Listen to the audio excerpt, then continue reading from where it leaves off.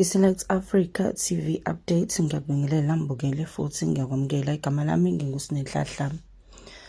Udaba esikuphathelene nokuthi-ke lowo oyindodana yalowo wayomongameli wezwe uMnumzane Jacob Zuma usesungule iqembu lakhe alibizwa ngokuthi i-All Game Changers, i-AGC. Leli qembu kuvela ukuthi lizokuthula nje maduze emcimbini ozohlelwa kanye-ke nasesithangamini sabezindaba.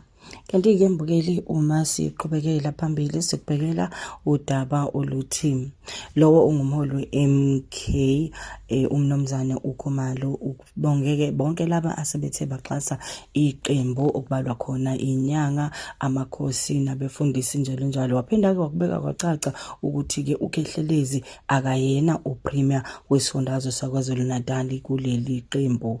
Phinde-ke lokho wacacisa waphinda washo futhi ukuthi ikhundla kuleli qembu akekho-ke osanikwe sona. Simbambeke la ekhuluma ne-podcast Affirmation. Izweleke mbukeli konke-ke echaza. Sine leyo lokungane i-support yamakhosi, support yamasonto, izinyanga ngizwena ukubala noKhehlelezi. Ukomunye wenyanga but not let abantu abasho bethi upremier sekizethini. Ngifuna ulungisa le ayikho lento. Cha ngicela silungise kanje umuntu esesimnikeza isikhundla. Ya ngicela silungise kanje umuntu ngiyayizwa ibeka kahle futhi. Ngicela ivela ngizobuyela khona lelo point. But ngicela ukuthi bol address ngeke ngabona nomngane wami ngixozi kuyena la ngabo Richards Bay athi beyibeka tha uHoly Bread wayiposta leyo nto yaba bread nalokuthi siyasuspect ukuthi ubani unobhala ubani uyini mhlawumbe singase reduce to Khehlelezi sengenzela nje ukuthi ukuthi ngiyenza ukuthi ngiyabonga mfana. No i-leadership mhlawumbe ngiyibeke kanjalo. Njengamanje ubuholi buka MK sibubeke kakhulu ku national. We have a full structure ku national. That structure is only that say coordinator on a national level. It's not like it's an elected structure. So abantu bathi interim structure is an interim structure esisibekela ukuthi sihole ukuze kufike ukhethwe. hayi lo ukhetho lwenu ukhetho lukazwelonke. Asi-conference for ama position njengamanje. We are not going to do that. Kuzokwenzakala into mangichazele. Ngizama ukuchaza manje ukuthi sine full structure ka-national. Esi-coordinating structure. That's why we call it interim structure. Interim structure. That is that interim structure is on as leader ama province to select abantu abazolungisela ama province oshuthi abazo-coordinate ama province ba-coordinate ama regions, ba-coordinate ama branch, ba-coordinate ama VPs nama-1 and everything. Because you can't say in organization is over never true, but does beg. About to say about beg because as interim structures is that look now. So this structure all these are criteria there's a say ground. Populism. No. As we follow but we are on the ground. And when we are on the ground, we are able to sing to ban was responded. That's why Lava Bata Sebes begin looking shield about begin until we announce them. But until time the reorganization ukuthi ngigcine sengithi ngala coordinator mina and then abantu ngiyasebenza into ebalekile ukusebenza ukuze kodwa into isebenzeke phela ibe well coordinated ukuthi kube nosambodo leader. Kunjalo ungasebenza asikwani lokho. Yabona kuze ifike iorganization imele leyona sisebenzile. Sisebenza underground.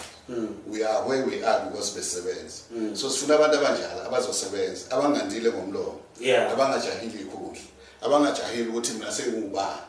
Uyabona? So this thing yokuthi abantu but now president by virtue of registration I am the president. Not because elected, but virtue of I will equal to the task. yes, But by virtue of a registration, that must be clear.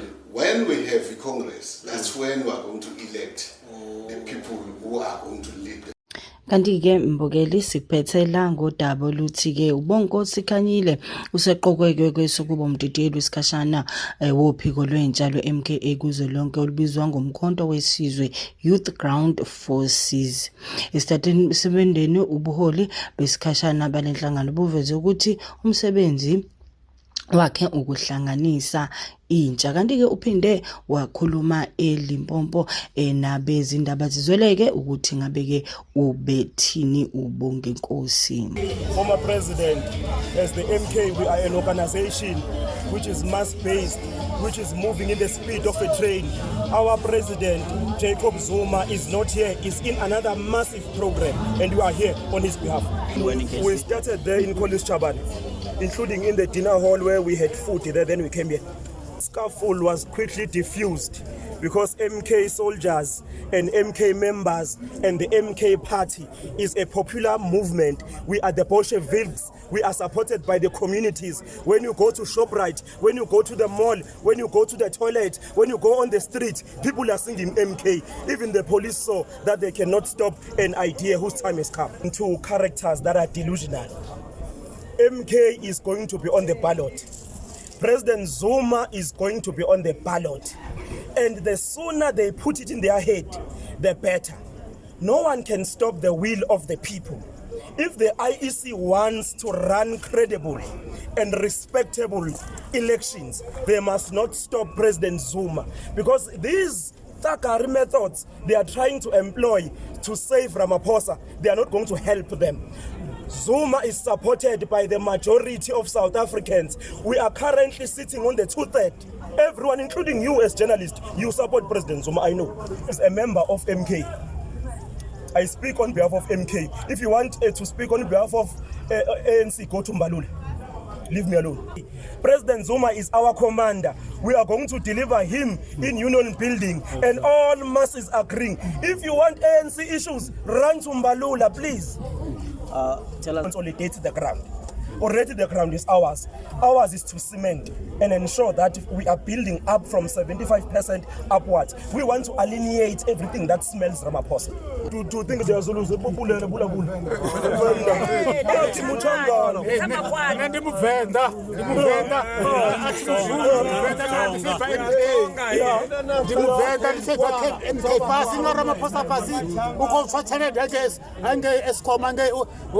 direct 1 billion iko 2 months iko 2 ngati ministers za ANC nabahulwane ba ANC anoita commission yo sedulisa buhange obuthatha parliament yawo ihani to commission ngori neno ngavo buko utswa ndade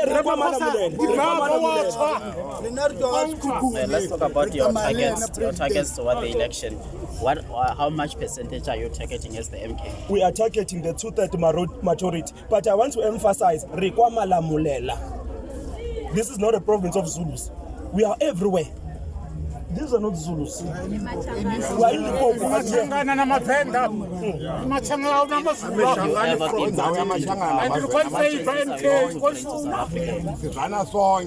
We want to end load shedding.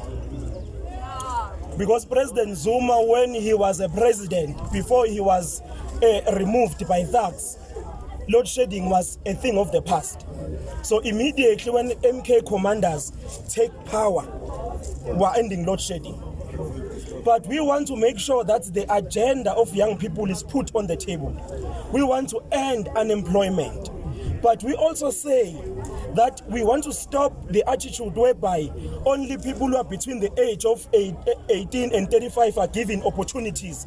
We want to open opportunities for people who are 35 and who are also below 65. Everyone must get opportunities under the government which is run by MK. Yes.